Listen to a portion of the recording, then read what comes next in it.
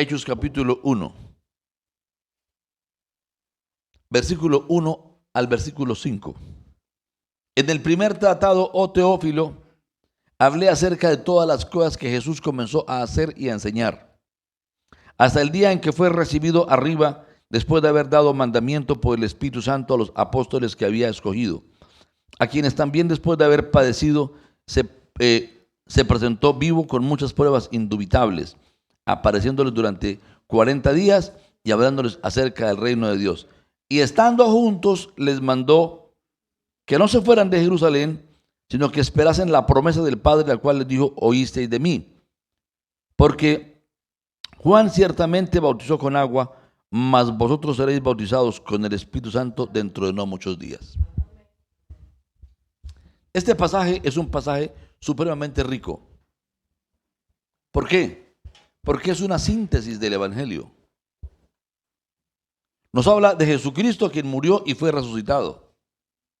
De Cristo con pruebas indubitables entre los discípulos, convocándolos para que no se fueran de Jerusalén hasta que recibieran la promesa del Padre. Si estudiamos cuál era la promesa del Padre, era la investidura de poder, era la unción del Espíritu Santo, que estaba anunciada 730 años antes a través del profeta Joel. Y una promesa hecha para algún día, y ese día se cumplió a través de Jesús. Porque Cristo está queriendo levantar una iglesia, un cuerpo vivo que tenga poder, que tenga vida para manifestarse. Y quiero hablar hoy brevemente acerca de la iglesia de Jesucristo. Yo comencé a hablar algo con los miembros bautizados el día de la reunión, pero quiero recordarles, por favor, conéctese conmigo. Jesucristo no inventó la palabra iglesia en la tierra. Cuando vino a la tierra, Él no creó la palabra iglesia. La palabra eclesia, con doble K, en griego, fue inventada o fue acuñada en los días de la democracia griega. ¿Sí? Sócrates, Platón fueron los artífices de este tipo de cosas. ¿Qué crearon ellos? Crearon lo que se llamó la ciudadanía griega, la democracia. Un grupo de ciudadanos, solamente hombres, de cierta alcurnia, tenían ciertas cualidades, hay unos requerimientos, y este cuerpo de ancianos gobernaría la ciudad de Grecia. Era un cuerpo organizado, con poder para tomar decisiones, había voto, había unas cualidades muy interesantes, pero no dejaban de ser una élite. Sin embargo, se llamó democracia y de ahí nace la democracia que hoy día la hemos llevado hasta el último rincón del país, cosa que es muy bueno.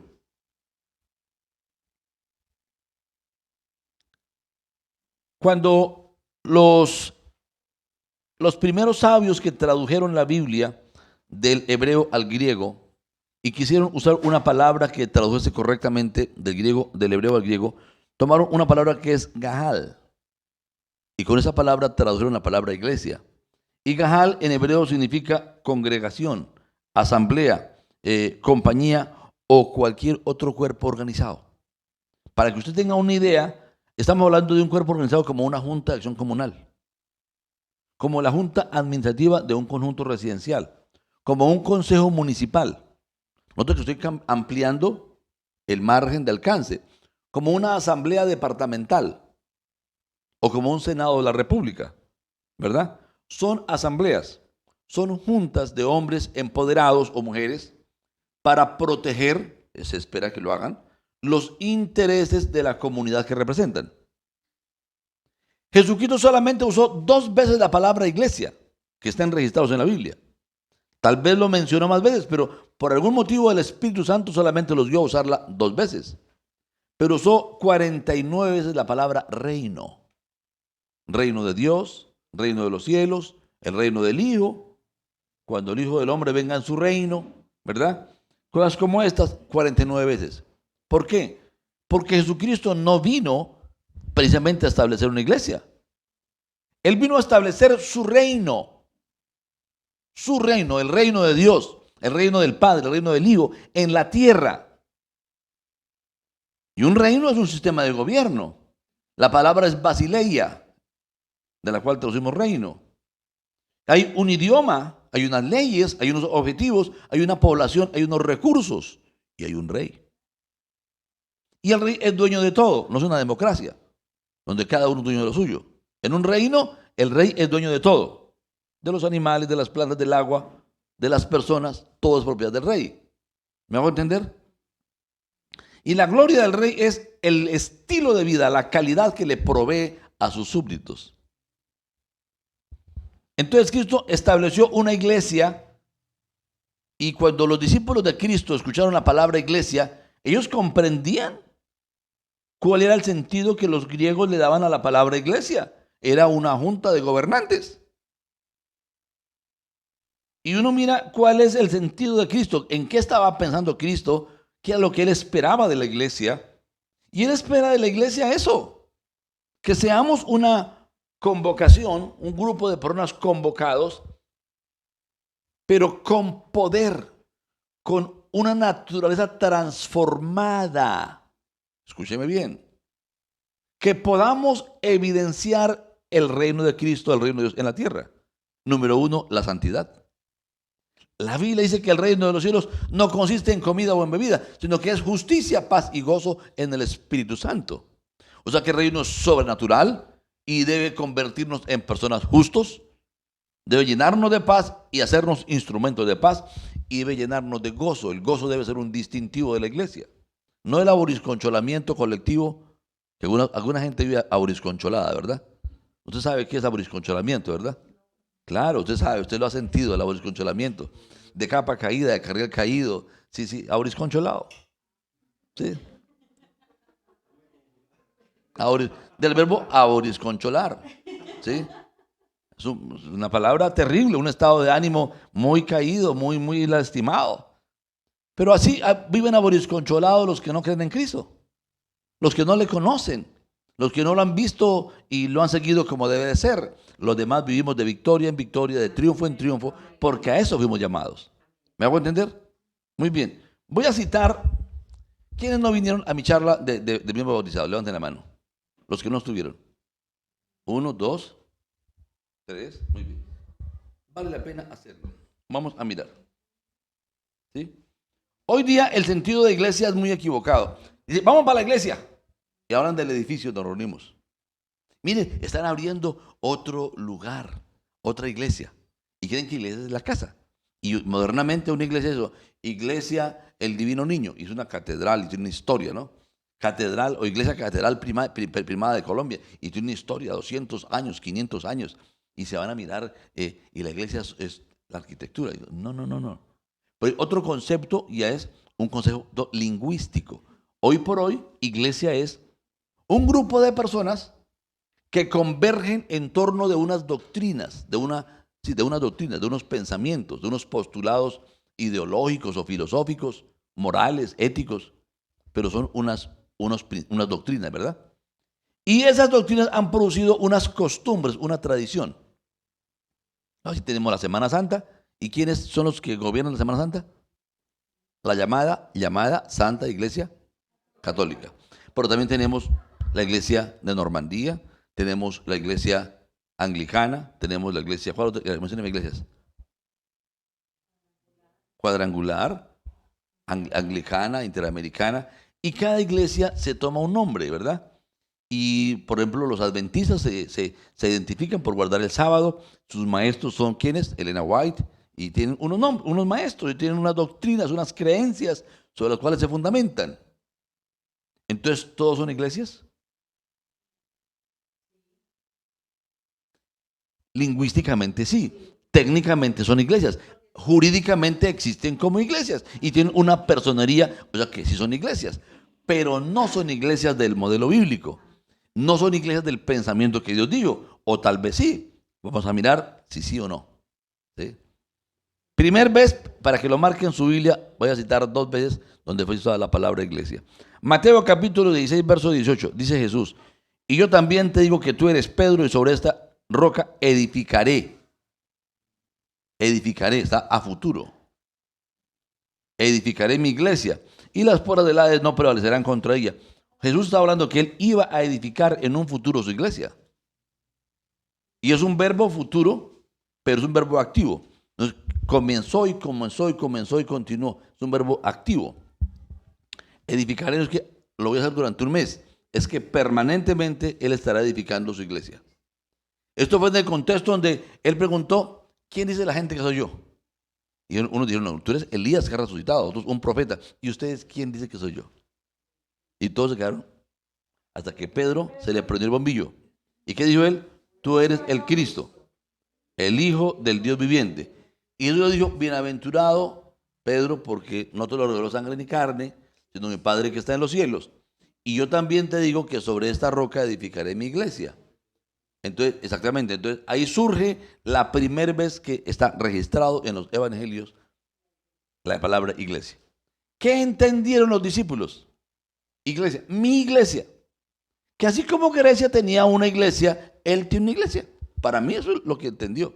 Para mí, yo creo que no voy a ahondar, yo creo que eso entendieron. Él tendría su propia junta, su propia asamblea, convocada por él, transformada por él, que entiende su reino y que va a trabajar por su reino y va a funcionar dentro de su reino. ¿Sí? Recitos, ya, yo soy el pastor de sus sueños. ¿Sí? Arranco a hablar y ya. ¿Sí? Hay varios que son, yo soy su pastor de sus sueños, ¿no? Yo lo entiendo. La segunda vez que lo cita es en Mateo capítulo 18, versículo 17. Dice, si no los oyere a ellos, dilo a la iglesia, y si no oyere a la iglesia, tenle por gentil y publicano. Está hablando de un futuro. Dice, si algún hermano peca contra ti, está hablando de un futuro. No dice, a este hermano que pecó contra ti, no, si algún hermano peca contra ti, está hablando en futuro. Si llega a suceder dentro de la iglesia en un futuro, en un lugar ignoto que no puede ser las buenas nuevas, pero aquí nadie peca contra otro. Sí, aquí todos somos santos, aleluya, todos, y somos infalibles y perfectos.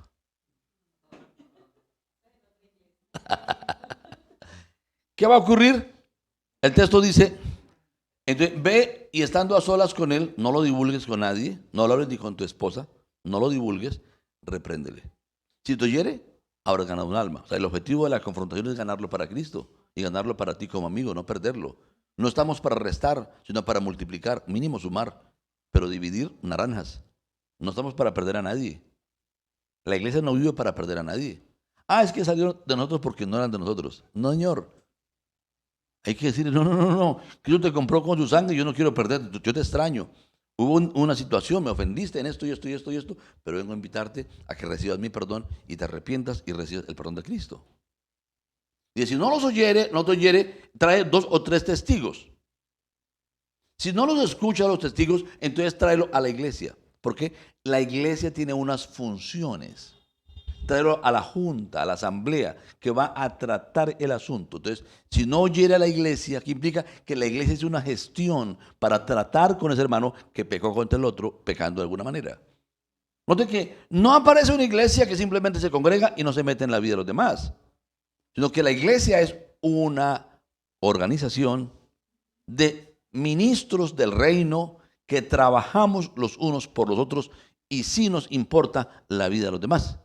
Y sí podemos ayudar, edificar en amor a otro para que sea restituido y cambie de actitud. ¿Me hago entender? La iglesia tiene funciones, no es meramente venir y calentar la silla, de pronto dar una ofrenda y un diezmo, gloria a Dios por eso, pero no es solamente eso, es involucrarse. ¿Me hago entender? Entonces, para mí es muy claro que la iglesia es el grupo de discípulos que se reunían o que se reúnen para atender los negocios, los asuntos del reino de Cristo, del reino de Dios, del reino del Hijo de Dios. Amén. Entonces no es un lugar donde venimos a estudiar la palabra solamente. Sí estudiamos la palabra, claro. No es un lugar donde venimos a alabar a Dios. Claro que venimos a alabar a Dios. Existimos para eso. Pero no nos quedamos contentos con alabar a Dios y que nos enseñen la palabra. Aquí tenemos que comprometernos con el reino. Yo les puedo decir estadísticamente que en Medellín, en la zona metropolitana, hay cerca de 5 millones de personas. Que de los 5 millones de personas, aproximadamente el 2%, o sea, 100.000 personas, son creyentes verdaderos. O sea que tenemos el 98% de personas para ser evangelizados. Es un asunto del reino. Cristo murió por ellos y su sangre está siendo ineficaz porque no la hemos llevado a ellos. ¿Quién lo va a hacer? Nosotros. ¿A quién le toca? A nosotros. Ya han oído a muchos, son tercos. No importa, tenemos que ir y sacudirlos y hablarles.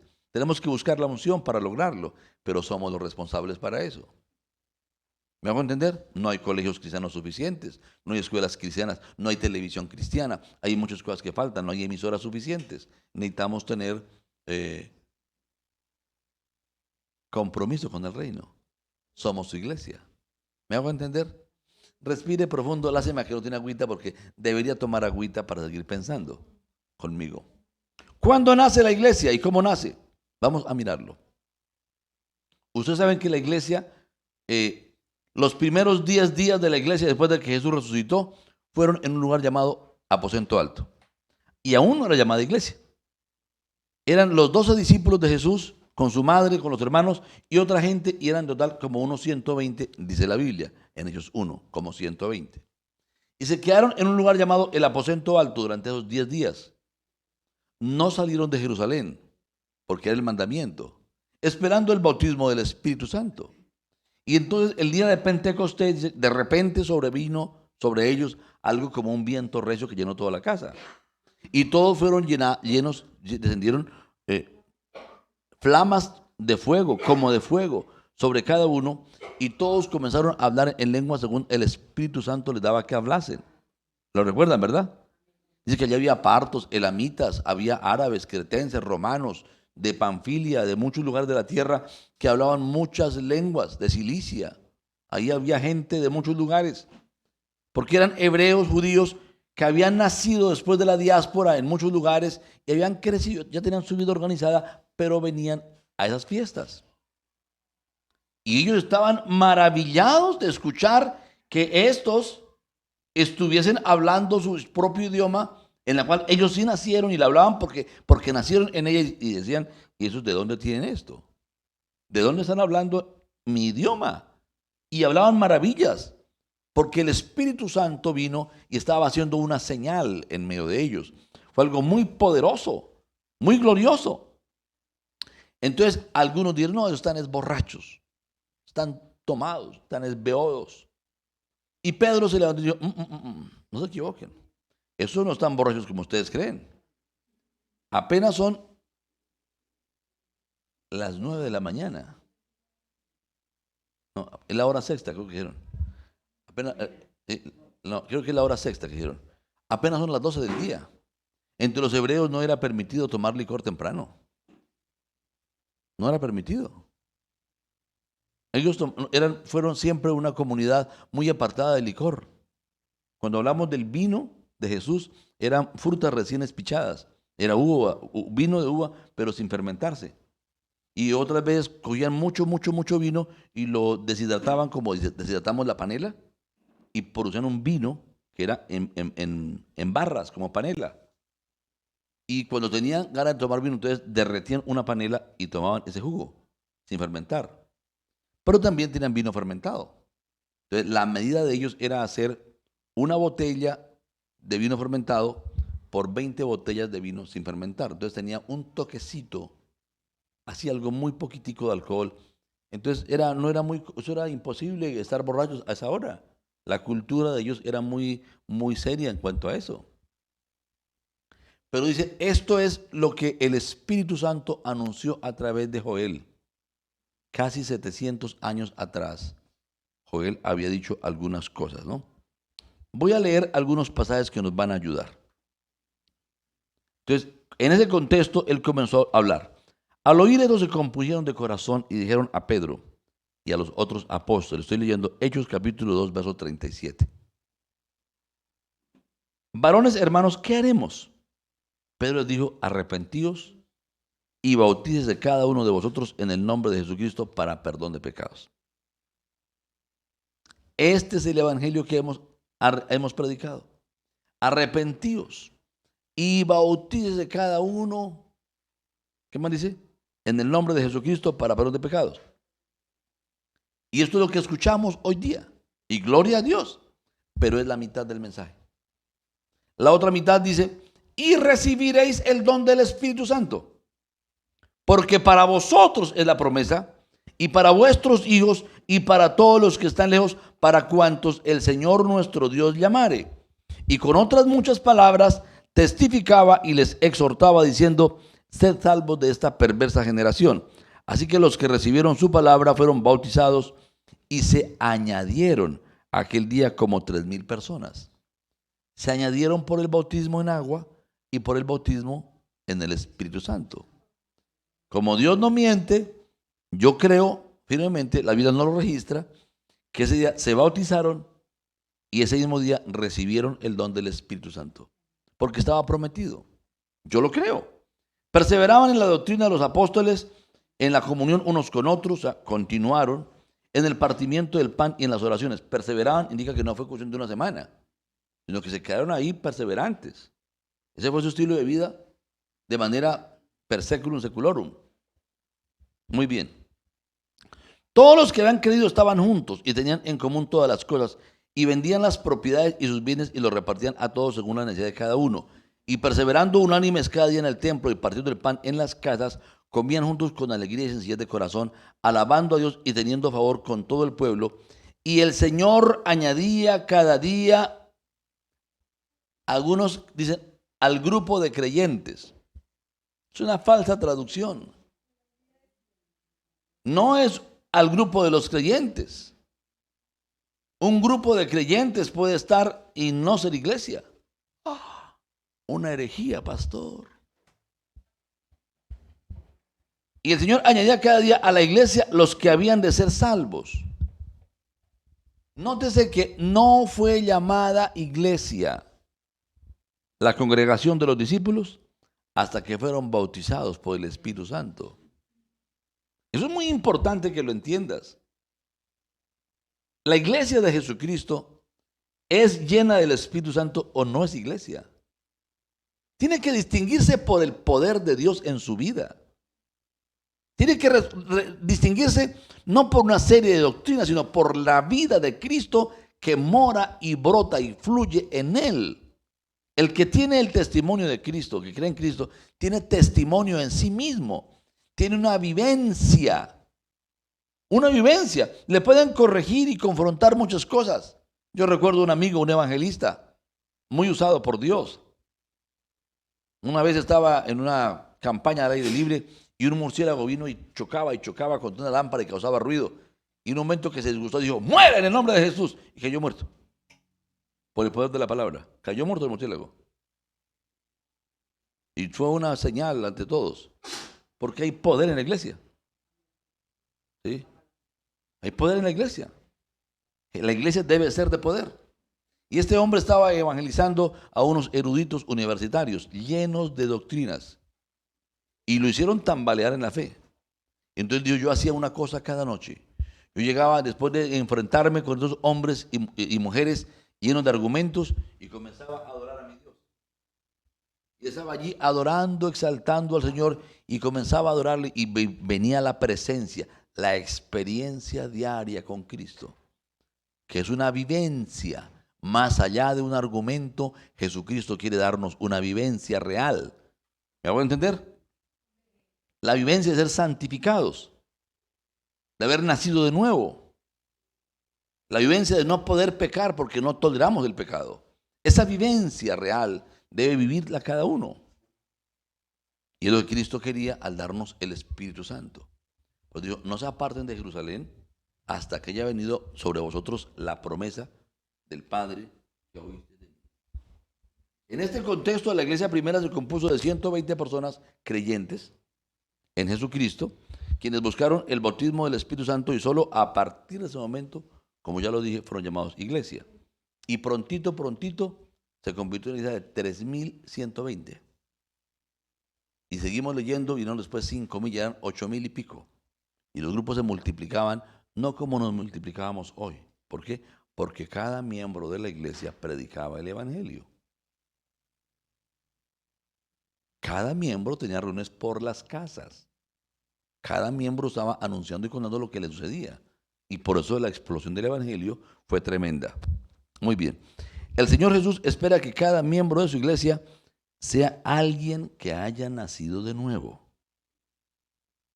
Por eso nuestros hijos, usted que tiene hijos, no es suficiente que usted lo traiga a la iglesia. No es suficiente que el niño haga un devocional todos los días. Esas son actividades religiosas. Son buenas, totalmente buenas, pero usted debe cerciorarse que su hijo nazca de nuevo.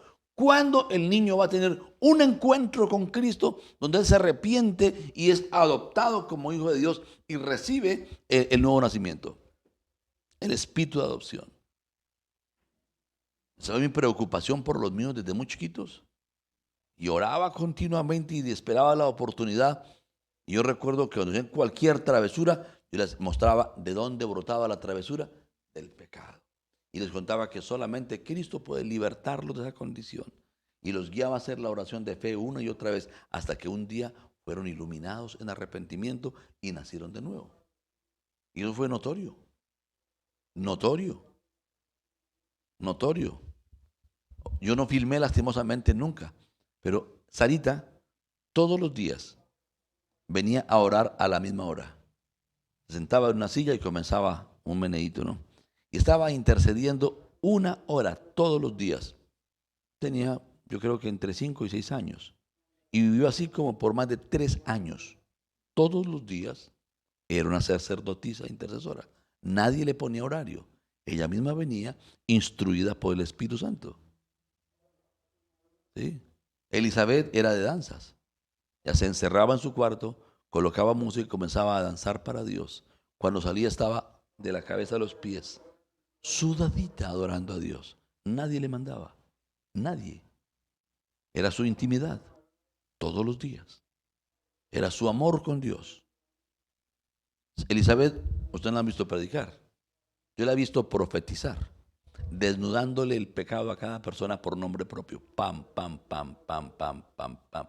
1 hora predicando a diferentes personas. Tenía 10 años cuando Dios la usó así. Señales terribles. Y nadie dijo, no, se equivocó, dijo mentiras. La niña estaba inventando. Nadie dijo, todo el mundo caían al suelo temblando como pollos. Después de la palabra, convulsionaban bajo el poder de Dios. Era una cosa impresionante. ¿Sí? Tremendo. Poder de Dios manifestado en la iglesia. Tenemos que regresar a esas dimensiones. Y eso solamente lo hace una iglesia que entiende que esto es posible, que Cristo lo quiere hacer y lo busca, lo procura con amor, con disciplina, con entrega. ¿Sí me hago entender? Yo espero en Dios que sí. Muy bien. El Señor Jesús espera que cada miembro de su iglesia sea lleno del Espíritu Santo. Nuestra responsabilidad es disponernos lo suficiente para recibir esa maravillosa dotación divina. ¿Por qué? Porque quiere que su iglesia piense como Él. Él quiere que tú ames lo que ama Cristo. Que tú hables lo que hablaría Jesús. Que tú vivas como vivía Jesús. Él quiere que tú y yo realmente seamos como Él. ¿Me hago entender? Yo pregunto, ¿cómo sería tu casa si ahí en tu cama durmiera Jesús? ¿Cómo sería tu hogar si el lugar que tú ocupas lo ocupara Jesús? ¿Cómo sería tu urbanización, tu manzana, tu ciudad? ¿Cómo va a ser cuando tomemos la decisión realmente de ser como Cristo? Llenos de su mente, de su corazón, de su pasión, que amemos lo que Él ama. ¿Qué va a pasar? ¿Será que va a haber cambios? Yo diría cambios dramáticos, ¿verdad? Pero es lo que Cristo quiere hacer. Entonces, yo les invito para que estemos orando. Ya leí Hechos capítulo 1, donde el Señor Jesucristo dice, les dio mandamientos, yo porque ustedes no se vayan de Jerusalén, porque ciertamente serán llenos del Espíritu Santo dentro de no muchos días. Ya lo leímos. Así que, de esta forma, comunicándonos su propio espíritu, es que nos convertimos en la iglesia correcta. Entonces, hay una evidencia sobrenatural que no la puede dar el pastor, que no la puede dar la pastora, no la pueden dar las doctrinas, solamente la da Jesucristo cuando le buscamos honestamente.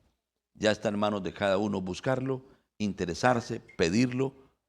Está en manos de cada uno buscarle amorosamente en casa, apagar la televisión, dejar las telenovelas, dejar las redes sociales, para de cuando en vez y ocuparnos apasionadamente en orar.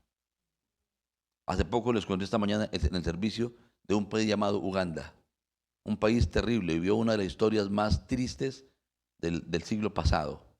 ¿Sí? Eso fue terrible, más de 7 millones de personas se asesinaron mutuamente por causa de problemas religiosos.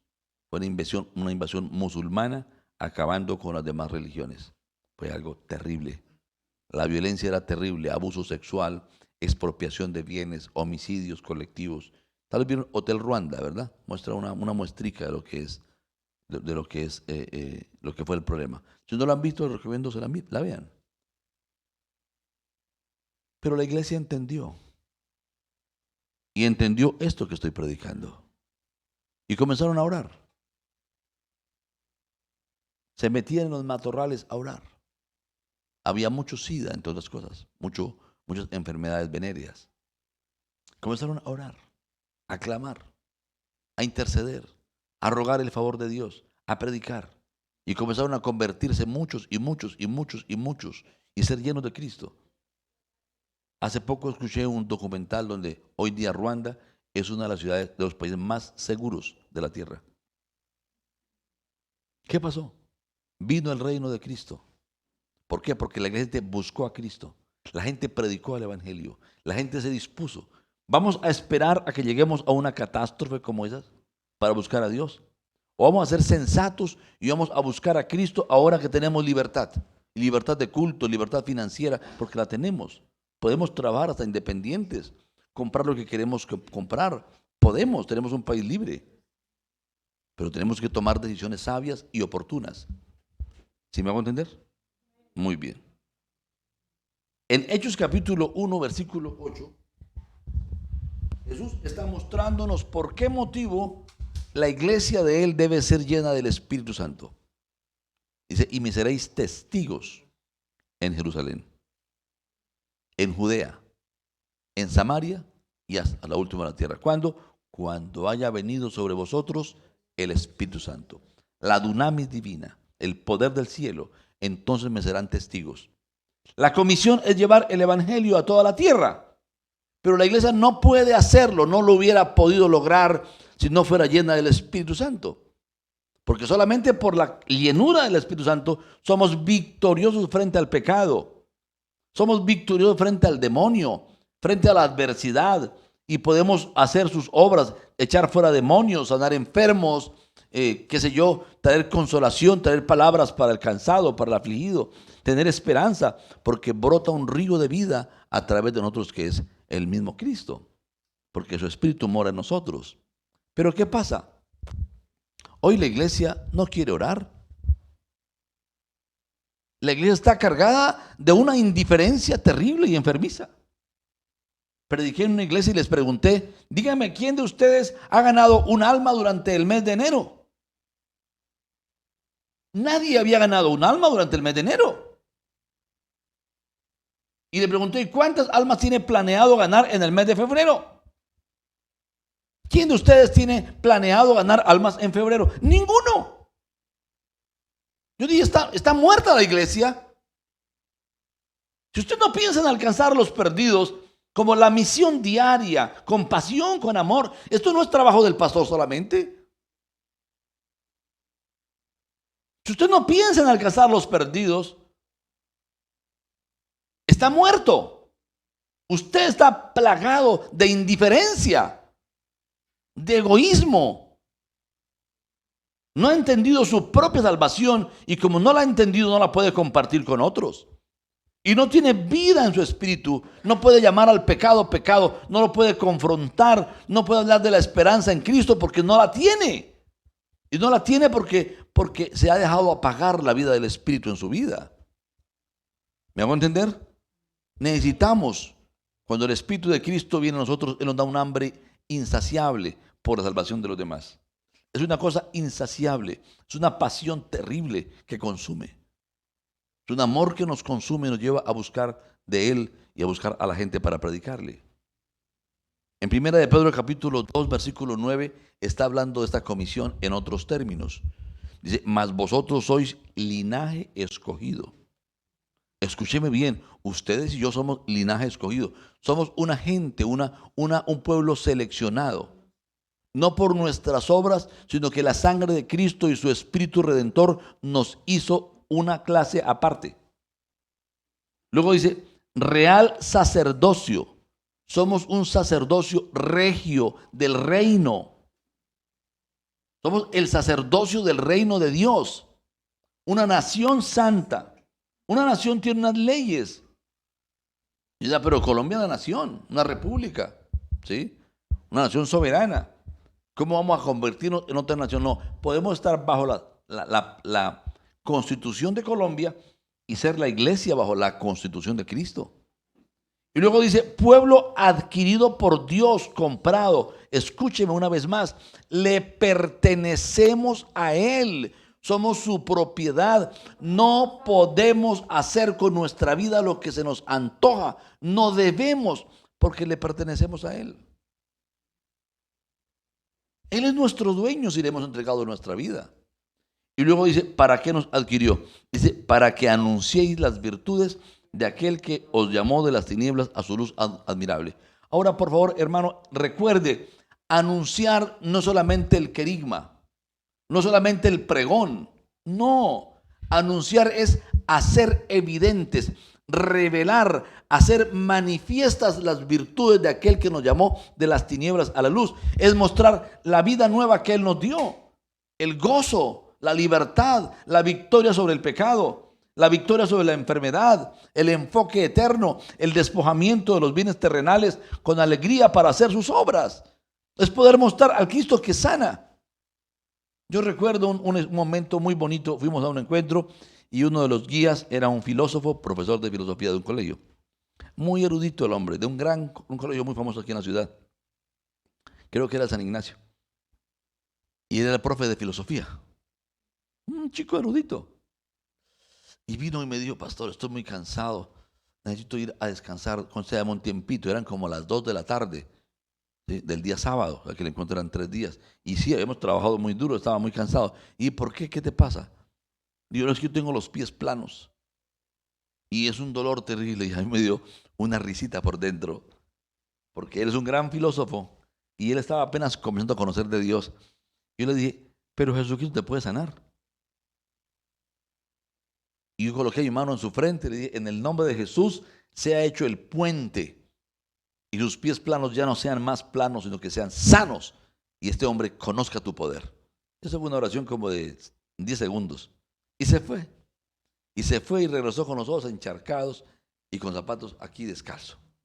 Y me dice, yo recuerdo, dice, el Señor sí se gasta buen humor, ¿no? Digo, mira. Y me muestra, estaba orgulloso mostrando los puentes. Muchas personas, como este filósofo, no necesitan que nos enredemos en filosofía, sino que mostremos el poder de Dios. Hagamos evidente el poder de Dios. No vamos a meternos a enfrentarnos en el campo filosófico. Cristo no vino a formar filósofos, vino a formar discípulos, gente que sea capaz de amar a Dios por encima de los demás, gente que sea capaz de amar al otro como a sí mismo, y gente con poder de Dios para manifestar las señales de Él. ¿Sí me hago entender? En una iglesia en los llanos orientales había una chica endemoniada, llevaba 5 días endemoniada. Y fue el pastor a libertarla y no pudo. Y fueron como 3 días y no pudo. Y llegó un muchacho recién convertido, pero lleno del poder de Dios. Y cuando llegó el muchacho, el demonio se le tiró en la muchacha, ¿no? Y él simplemente levantó la mano y dijo, en el nombre de Jesús. Y cayó la muchacha como a 5 metros de distancia. Y los que estaban en la habitación, wow, impresionados del poder de Dios. ¿Cuál fue la diferencia? Otros, con el perdón de Dios, no busco criticar a los pastores, también soy pastor. Pero si como pastores estamos sin la unción de Dios, si como líder no poseemos la unción, porque no hemos pasado el tiempo, ni hemos orado de la manera correcta, no hemos buscado la unción del Espíritu Santo, entonces estamos débiles. Los diablos sacan la lengua, se burlan de uno. No convencemos un gato con una longaniza, porque no tenemos el poder de Dios, queridos. ¿Me hago entender? ¿Sí me hago entender? Cristo está buscando una reforma en su iglesia. Y la reforma no es conceptual, es práctica. Es regresar a lo que está escrito en la Biblia. Que tú sepas que eres un sacerdote, hombre o mujer, no importa la edad, eres un sacerdote llamado para estar en la presencia de Dios y para evidenciar las virtudes de aquel que nos llamó de las tinieblas a la luz. Luego dice, vosotros que en otro tiempo no erais pueblo, no pertenecíamos a este reino. Antes pregonábamos en contra del evangelio, al menos yo. Yo he estudiado de dianética, de astrofísica, de ideología, de ideodiagnosis, de cartomancia, de radiestesia. Había practicado cuanta bobada quiera y no conocía realmente a Cristo. Cuando conocí a Cristo la cosa fue diferente. Descubrí que hay un poder verdadero en Él que en buscarlo. ¿Sí me hago entender? ¿Quién tiene horas? ¿Qué? 5. Bueno, tenemos 5 minutos. La verdad ya no los tengo. Hermanos, Jesucristo mandó a la iglesia a buscar el bautismo del Espíritu Santo a los creyentes para que pudieran ser su iglesia. No podemos ser iglesia sin Él.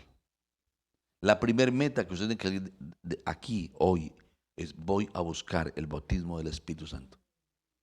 Hasta encontrar. Así me demoro un mes orando. Voy a orar de mañana, de noche, voy a orar en mi habitación, voy a ayunar, voy a ir a todas las administraciones, voy a leer todo lo que sea necesario, voy a buscar del Señor, voy a estar en su presencia hasta que sea lleno del Espíritu. Pero no me puedo quedar sin el bautismo. Y voy a tomar esa unción que Él me dé, ¿para qué? Para ir y ser testigo en mi empresa, en mi familia, en todo lugar. Voy a testificar de Cristo, lo que Él ha hecho. Cantábamos hace unos tiempos, tal vez usted recuerda, mira lo que ha hecho en mí. ¿Recuerdan? Mira lo que ha hecho en mí. Y cantábamos de lo que Él ha hecho. Cristo quiere manifestarse en estos días y debe ser predicado Jesús. ¿Sí? Voy a leer por lo menos un pasaje. Hechos capítulo 4, versículo 12 en adelante. Tenga la bondad, acompáñeme en la lectura por lo menos. Y por la mano de los apóstoles hacían muchas señales y prodigios en el pueblo. Y estaban todos unánimes en el pórtico de Salomón. De los demás ninguno se atrevía a juntarse con ellos, mas el pueblo los alababa grandemente, y los que creían en el Señor aumentaban más gran número, así de hombres como de mujeres. Tanto que sacaban los enfermos a las calles y los ponían en camas y lechos, para que al pasar Pedro, por lo menos su sombra cayese sobre alguno de ellos. Y aún de las ciudades vecinas muchos venían a Jerusalén trayendo enfermos y atormentados de espíritus inmundos, y todos eran sanados. Entonces, levantándose el sumo sacerdote y todos los que estaban con él, esto es la secta de los saduceos, se llenaron de celos. Echaron mano a los apóstoles y los pusieron en la cárcel pública. Mas un ángel del Señor, abriendo de noche las puertas de la cárcel y sacándolos, dijo: id y puestos en pie en el templo, anunciad al pueblo todas las palabras de esta vida. Habiendo oído esto, entraron de mañana en el templo y enseñaban. Entre tanto, vinieron el sumo sacerdote y los que estaban con él y convocaron al concilio.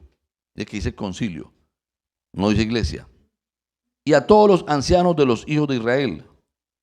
Y enviaron a la cárcel para que fuesen traídos.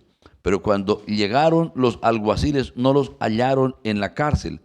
Entonces volvieron y dieron aviso diciendo: por cierto, la cárcel hemos hallado cerrada con toda seguridad, y los guardas afuera de pie ante las puertas. Ahí, aquí no entra nadie, pero ya habían salido los presos. Mas cuando abrimos, a nadie hallamos dentro. Cuando oyeron estas palabras, el sumo sacerdote y el jefe de la guardia del templo y los principales sacerdotes dudaban en qué vendría a parar aquello. Pero viniendo uno les dio esta noticia: he aquí los varones que pusiste en la cárcel, están en el templo y enseñan al pueblo. Entonces fue el jefe de la guardia con los alguaciles y los trajo sin violencia, porque temían ser apedrados por el pueblo. Cuando los trajeron, los presentaron en el concilio. Otra vuelta era una reunión de gobierno, ¿no? Era el concilio que gobernaba. Y el sumo sacerdote les preguntó diciendo, ¿no os mandamos estrictamente que no enseñaseis en ese nombre? Si estuvieran predicando buenas cosas, la palabra, aún confrontando el pecado, no les importaba. El problema es que predicaran en el nombre de Jesús. Hasta el día de hoy, mucha gente habla de Dios, pero el asunto es hablar de Jesucristo muriendo por nuestros pecados y convirtiéndose en la única esperanza de salvación. Ese es el tema que debemos predicar. Y ahora habéis llenado a Jerusalén de vuestra doctrina. Jerusalén llena. ¿Cuándo podremos decir, ustedes ya llenaron a Medellín? Y están en Bello y Copacabana y Girardota y Barbosa, llenándolo de la gloria de Dios, de esta doctrina. Pero no pasa. La diferencia está en el Espíritu Santo. ¿Lo tenemos o no lo tenemos?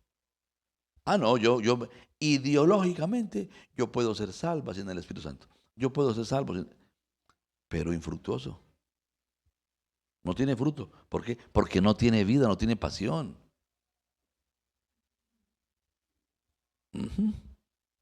Y queréis echar sobre nosotros la sangre de ese hombre. Respondiendo Pedro y los dijeron, es necesario obedecer a Dios antes que a los hombres. El Dios de nuestros padres levantó a Jesús, volvió a hablarles de un Jesús resucitado. Estaban queriendo no escucharlo y le estaba haciéndolos oír nuevamente.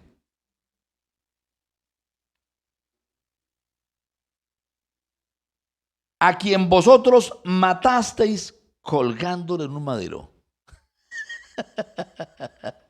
Les puso sal en la herida y les refregó con un dedo, sin anestesia. ¿Ustedes me entienden que no predique eso? Pues de eso les voy a predicar aún a ustedes. Sigo leyendo.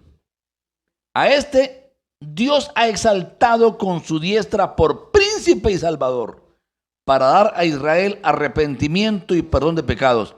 Y nosotros somos testigos suyos de estas cosas, y también el Espíritu Santo, el cual ha dado Dios a los que le obedecen. Y está testificando que el Espíritu Santo es dado para los que le obedecen. El día que usted le entregue su vida a Cristo, Él quiere darle su Espíritu Santo. Y Él quiere darnos su Espíritu. Ahora nos falta interés en pedirlo. Tenemos que anhelarlo, buscarlo, procurarlo, perseguirlo con amor, buscarlo como un tesoro. Pero Él es la persona más abandonada en estos días. Y por ese motivo, por buscar tantos fuegos artificiales, una estrategia, otro método, hemos perdido el verdadero vigor. Ellos, oyendo esto, se enfurecían y querían matarlos. El diablo quiere matarlo a uno cuando uno predica a Jesucristo. No se extraña de eso. Y gloria a Dios si nos matan por eso. Pero que no nos maten por tener dineros que no hemos pagado. Que no nos maten por imprudentes. Un amigo mío se emborrachó y cogió el carro y se pegó a la estallada del siglo. Se rompió la columna y entonces vino el médico y para que no quedara con las piernas muy secas, le puso unas jeringotas grandes de una sustancia que le pone en la columna porque quedó totalmente cuadraplégico. Y entonces nos reunimos como iglesia y oramos al Señor. Y yo fui primero yo fui al hospital y oré con la esposa, oré con los demás porque no me dejaron entrar. Luego vinimos a la congregación y oramos con toda la iglesia, un grupo muy grande de creyentes. Yo creo que estábamos como 3,000 personas reunidas ese día. Y oramos. Y el doctor le dijo, ya usted perdió sus piernas. Como a las 4 de la tarde él estaba en su cama y sintió que le rascaban los pies. Entonces le dijo a la hermana que estaba ahí y le dijo, rascame la pierna, la pierna que tengo rasquiña. Y la enfermedad lo regañó. Y eso es una idea suya. Una sensación, una imaginación, porque usted no siente las piernas. Ya le han puesto energía eléctrica, hicieron todas las pruebas médicas. Y entonces sintió deseos de orinar. Y se levantó y se fue a orinar. Y la enfermera casi se muere del susto. Ese es el Dios que necesitamos manifestarle a los médicos. El Dios que sigue haciendo obras y prodigios. Pero no podemos cansarnos. Eso ocurrió hace como 15 años. Pero no está pasando hoy. Tiene que volver a ocurrir hoy. Y mañana, y pasado mañana, y el resto de la vida. Y el doctor lo visitó ese día. Y le dio la orden de salida. Y le dijo: mire, señor, usted no debía caminar. Primero porque tenía destruida. Mire, le mostró cómo estaba destruida toda su columna en la zona en que fue lastimada. Segundo, le mostró los potes vacíos. Yo mismo se los inyecté. Si usted estuviera sano y le pongo un solo pote, eso queda cuadrapléjico el resto de la vida. Yo le puse 3. Así que usted fue sanado del accidente y sanado del efecto de la medicina. El Dios que hizo eso hará todo. El que hizo eso termina la obra. Váyase para la casa, confiando en ese. El mismo día. Una cosa terrible, gloriosa, gloriosa, gloriosa, gloriosa. Cristo quiere manifestar su gloria.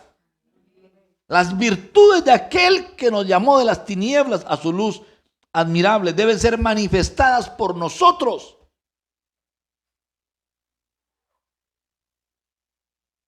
Una mujer llegó llorando a la casa de una cristiana. Yo lloré por mí, me voy al hospital. ¿Por qué llora? Yo, porque es que me van a sacar el bebé, es que mi embarazo resultó ser ectópico. ¿Se llama ectópico o ectópico? Ectópico. Me van a operar, ya me hicieron todo. Y estaba allí de visita un muchacho, realmente nuevo convertido. Y el muchacho oyó y dijo que no hay Dios en Israel. Y le testificó a la señora. Le dijo: la Biblia dice que si un creyente ora por un enfermo, Jesús lo sana. Para que esa persona que está enferma conozca quién es Jesús y le tema y le sirva. Y el muchacho oró. La mujer dijo que sintió como un movimiento en su vientre cuando el hombre oró.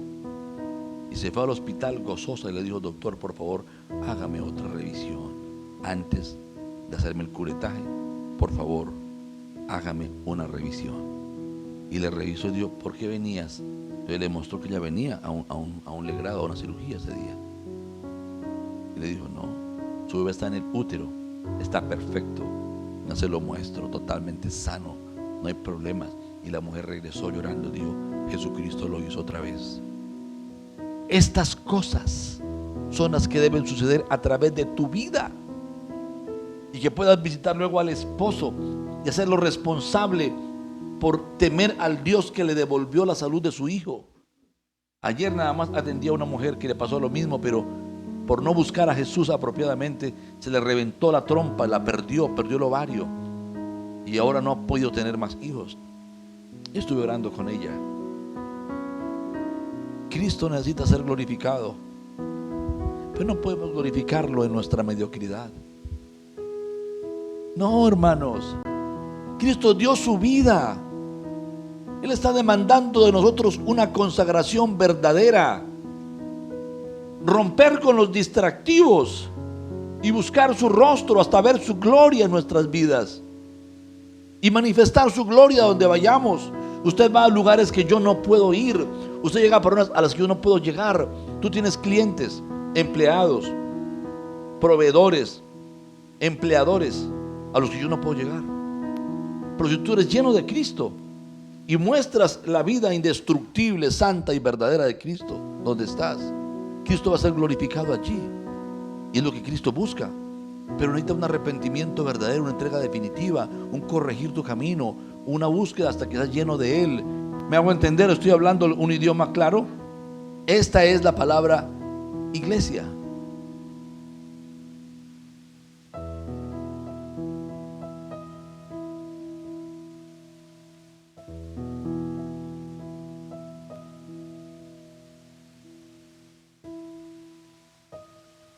Yo sé que hay un clamor en el mundo, esperando que se manifiesten los hijos de Dios, esperando que nos manifestemos, que mostremos a Cristo, a Cristo. a Cristo, que manifestemos a Jesús. Me impresionó mucho cuando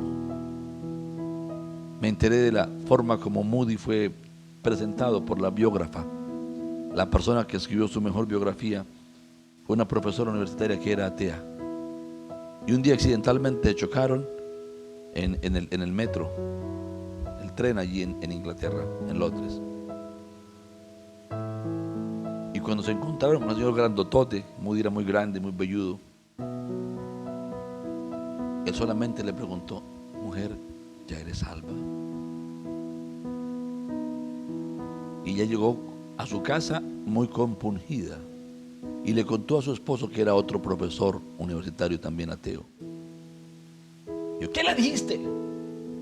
Le preguntaste: ¿a ti qué te importa? Yo se lo iba a decir, pero en la forma como me habló, me di cuenta que sí le importaba. A él le importaba la salvación de una persona y no quería perder un encuentro de 20 segundos para decírselo, porque en él había una llama ardiente y flamante de pasión por los perdidos. Si podemos hablar por horas con una persona sin compartirle el evangelio, porque estamos muertos, secos como un palo seco. Y necesitamos que la vida de Cristo venga a nosotros y nos cambie. Necesitamos tener amor, no hablar de amor, tener amor, ser amor como nuestro Padre es amor. Ser sacerdotes que redimimos a la gente, que predicamos el evangelio. No se trata de una estrategia, de una estructura. Se trata de una pasión incontenible en el espíritu nuestro para anunciar a Jesucristo.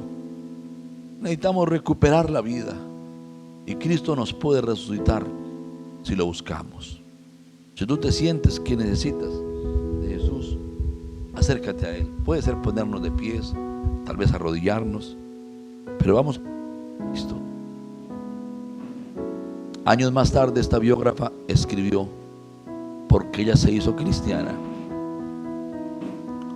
por la predicación de Moody en el tren. Solamente una frase: mujer, ya eres salva. Que tú puedas mirar a tus amigos y preguntarles: Francisco, ya eres salvo. Ya solucionaste lo más importante. Hugo, ya eres salvo. Marina, ya eres salva. Pero que te importe. El problema es que no nos importa, porque nos falta la vida de Cristo. Vamos a orar.